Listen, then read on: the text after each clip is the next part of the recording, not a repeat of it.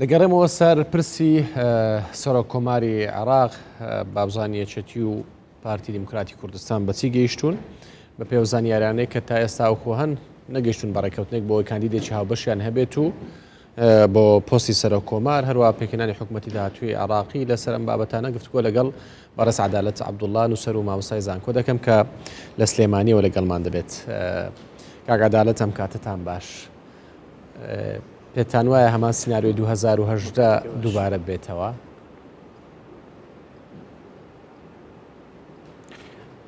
یەکێکە لە ئەگەرەکان کە دوا دیاراگەرێکی بەهێزیشە، ئەمە یەکێکە لەو پرسانەی کە بە بەردەوامی باسی لێکرێ. ڕەنگە پرسیاری سەرەکیەوە بێ بۆچی یەکێتی و پارتی نەیانتوانی وەکو ئەوەی کە ماڵی شیعەکان لە بەرەی ئیتاری تەنسیقی توانیان کاندیدی هاوبەشی خۆیان یەکلا بکەنەوە بەڕێکەوتنێک بگەن سەرڕای ئەوەی کە بێگومان هەمومان نەمانزانی بیربۆچوونی جیاوازەیە لە ناو هێزەکانی چوارچێوەی هەماهەنگی، بەڵام لە کۆتاییە توانیان وابزان هەر لە ڕێگەی کورسان 24 بۆ پێشتر وتمان ینی ڕێکەوتنی ئەوان زۆر زەحمەت نییە، چونکە بێجگەلەوەی کە زانن ململانێکە لە گۆڕەپانەکەی چەند سەختە هێزێکی هەرێمایەتی گەوری وەکو کۆماری ئیسلامی ئێران شەیەکە لە پشتیانەوەستێ بۆ ئەوەی کاندیدی خۆیان یەکلا بکەنەوە. کام چانسی کوردەوەیە کە دوو فاکتەرەی نییە کە بەداخەوە زیاتر لە هۆکارێکێ لە ڕاستیەکە یەکێتی و پارتی تا ساتەوەختەی کە قساکەین بەداخەوە نەگەیشتون بە ئەنجامێک. طبعاً هەمومان هیوادارین لە کوردستانەوە، هەموو هیوادارین کە وەکو هەرێک کەرێمی کەمالاغاش باسی کرد کە بگەن بە نەتیجەچکە گفتوگۆ کۆتایی نەهاتووە، چونکە دووسێ ڕۆژێکیش لە ڕێگایە ماوە لە بەردەستی یەکێتی نیشتیمانی و پارتی دیموکراتی کوردستان بۆ ئەوەی بتوانن بگەنە ئەنجامێک کە بۆ هەردوو لە ڕازیکەر بێ. بەڵام لە ڕاستیە نەگەیشتن بە ئەنجامێک تا ئەم ساتەوەختەی کە تایە قساکەین لە کاتێکە فشاری کاتیان زۆر لەسەرا پەیوەندی بە زۆر هۆکارەوەیە. یەکێک لە هۆکارەکان ئەوەیە کە تەوقیت و قۆناغی قسەکردن لەسەر پرسی سەرۆک کۆمار لە نێوان یەکێتی و پارتیە لەو کاتەوەی کە لە کاتێکە لە تەوقیتێکا بوو کە بەداخەوە هەندێک ململانێ و ناکۆچی لە نێوان یەکێتی و پارتیە هەبوو سەبارەت بە بابەتی هەڵبژاردنەکانی هەرێمی کوردستان، سەبارەت بە مەسەلەی بەڕێوەبردننی هەرێمی کوردستان و چەند بابەتجی خاڵێکی تر کە هۆکاری ئەوە بوو ڕێک نەکەون بەداخەوە پەیوەندی بە ینی نەبوونی پەرۆشیەکی سیاسی دوولایەنەوە بوو بۆ ڕێکەوتنێکی هاوبەش. ئەمە زیانی دا کە ئێستا ئێمە دەرەنجامەکانی بەداخەوە چنینەوە سەبەبێکی تریش کە زۆر ڕوونە یەکێتی و پارتی هەردووچیان بە شێوەیەک لە شێوەکان دابەش بوون بەسەر ماڵە ناکۆکەکەی شیعەکانەکە بەشێکیان کەوتن لەگەڵ تەیاری سەدری و سیادەوە، هەندێکیشیان نزیک بوونەوە لە چێ لە ئیتاری تەنسیقی. ئەم فاکتەرانە تەفسیری ئەومان بۆکەن بۆچی تاکو ئێستا یەکێتی و پارتی نەگەیشتن. بولایەنە سیاسیەکانی هەرێمی کوردستان کورد بەگشتی ئەچن وا بە ئاسانی لەگەڵ لایەنەکانی دیکەی عێراقی سازش بۆ یەکتریەکەن و ڕێکەکەون، بەڵام نایان لە نێو خۆیانەوە سازش بۆ یەکتری بکەن. ئێوە پرسیارێکی بابەتیە خۆ بێ لە بە پلە یەکەم لە سەرکردایەتی هەردوو هێزە سیاسەکە بکرێ، بەڵام ڕاستی بوێ ینی سەبەبێکی تر هەیە بۆ ئەوەی بەو دۆخە بگەین. ئەویش سیناریۆی ئەوەی کە تۆ پرسیارە لەبارەوە بکەن، سیناریۆی خودی 2018 خۆیەتی چۆن؟ سیناریۆی 2018 بە شێوەیەک بوو کە بێتە مای لە پرسی سەرۆک کۆمار و بەرکەوتنی ئەو پۆستە سیادیانەی کە لە عێراق هەیە لە نێوان یەکێتی و پارتیە بێتە مای دابەشکردن. بۆ چونکە پارتی دیموکراتی کوردستان چووە هاوپەیمانەتیەکەوە بۆ ئەوەی سیناریۆی 2018 دووبارە نەبێتەوە بگرە هەڵی جێڕێتەوە ئەمجارە بەڕووی هێزە ڕکابەرەکەی کە یەکێتی نیشتمانیە. یەکێتی نیشتمانی کوردستانیش لە ئیتاری تەنسیقی نزیک بۆ بۆی ئەم شتە ڕوونەدا، یعنی کێشەکە وەیە خودی سیناریۆی 2018 بە شێوەیەک لە شێوەکان لە ڕاستیە یەکێک لە دەرەنجامە سیاسەکانی ئەوەیە کە هەر هێزە هەوڵیەوەدا کە بە ئامانجی جیاواز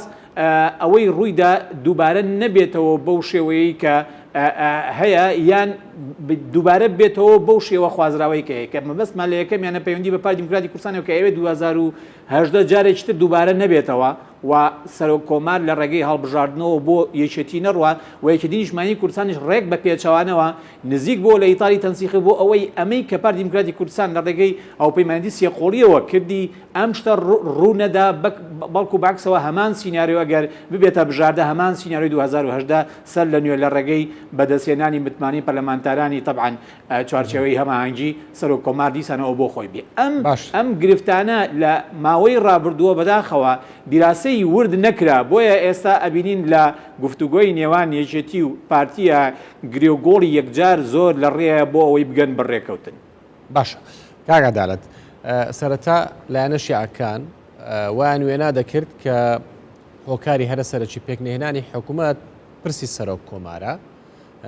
کورد لە نێو خۆیانە یەکدەنگین بۆ پرسی سەرۆک کۆمار لە کاتێکدا ڕاستێکە ئەوە بووکەوان نیان دەتوانین لەسەر کەسێک بۆ پۆستی سەرۆک وەزیران ڕێک بکەون بەڵام ئێستا ئەوان کەسێکیان دیاری کردووە تۆپەکەیان هەڵداوەتە ساحەی کوردەوە کورد لەمە چۆن دەرەچیت ئەگە ئایا هۆکارەکەی دەخەناستۆی کورد ئەم جارە ناچار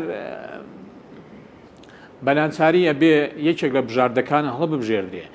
تەڵان بە پلەی یەکەم بە ئەوە باشترە وەکو چوارچێوەی هەماهەنگی یەکێتی و پارتی بگەن بە ڕێکەوتنێک ئێمە قسە لەسەر ناوەڕۆکی ئەو ڕێکەوتنە ناکەین کە ئەبێ هەبێ ڕێکەوتنەکە ئایا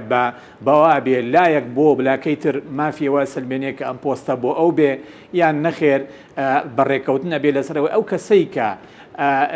ئەبێ بەسەر کۆماری داهاتوو بۆ نمونە دەستکاری ئەدای خۆی بکە بە شێوەیەک بێکە بۆ قۆناغی داهاتوو لە جێ ڕەزامەندی هەردوو هێزەکە و خەڵکی کوردستان بێ یان هەر شێوەیەک یعنی ناوەڕۆکی ڕێکەوتنەکە ئێستا گرنگ نییە بەڵام خودی ڕێکەوتنەکە لە ڕاستیە لە ڕووی مەبدەئیەوە خودی ڕێکەوتنەکە لە نێوان یەکێتی و نیشتیمانی و پارتی دیموکراتی کوردستانە زۆر زەڕور چکە کاریگەریەکی گەورەی ئەبێ لەسەر یەخستنی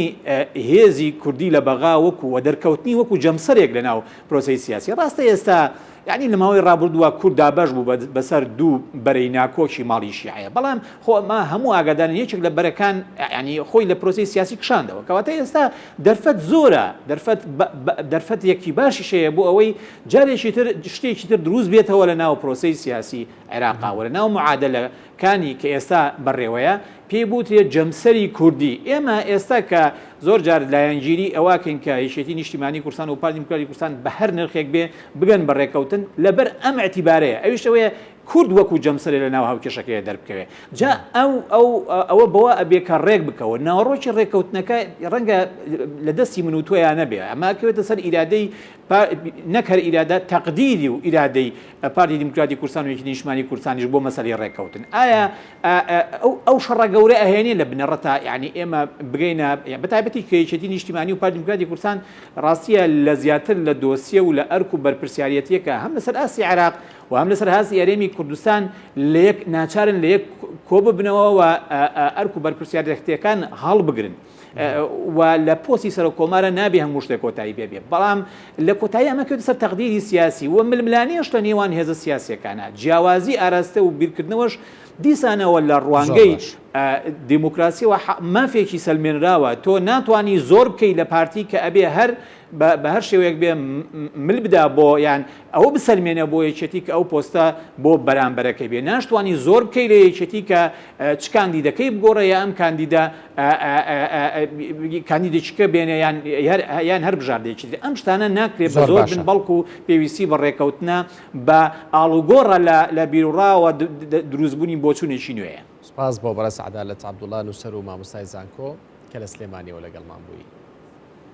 سپاس بێەوە.